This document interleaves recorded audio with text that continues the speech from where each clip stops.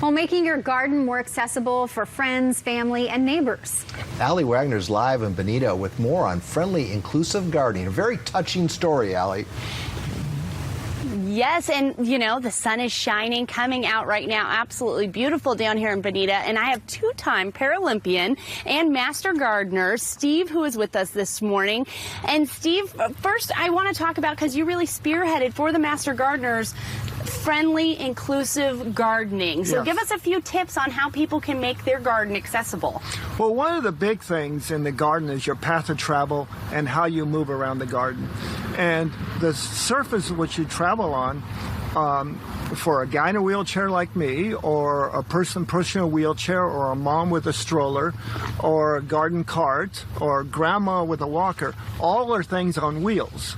And so when you're working around your garden, you want a good path, a wide path. In this case, we're about 4 to 5 feet, and some places wider. And so you keep in mind the path of travel.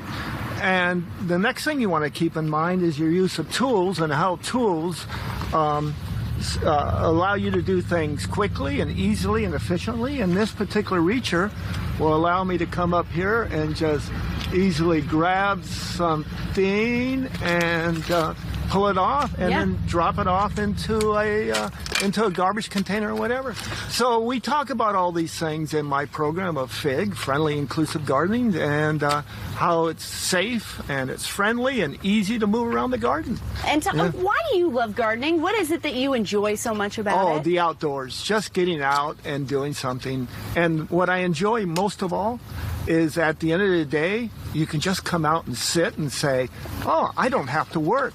I can just enjoy this. Yeah. And that's really the fun part, you know. All the hard work that you put in. Now, you have some really fun plants here. You told me that even if, like Lauren, I know her and I struggle to keep plants alive. What is your tip to people who are trying to keep their plants alive? Well, every plant has a place it really likes.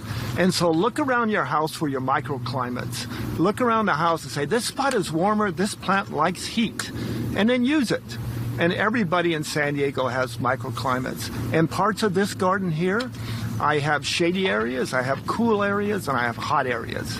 And so I see what the plant likes, and if it likes heat, then I find a warm spot for it. Or you said, do the research, know so that you don't overwater or underwater, because that's the biggest issue. That's right. And the other thing is, lots of times, as a friend of mine would tell me, a very good gardener, sometimes a big dose of nothing.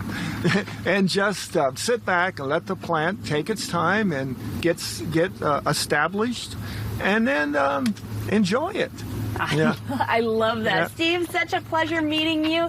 Guys, some great tips for you. Lauren, I'm speaking to you specifically.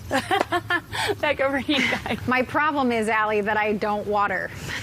Yes, that could be problematic. I think I could actually get the hang of it overwater. if I would just remember to water. Yeah.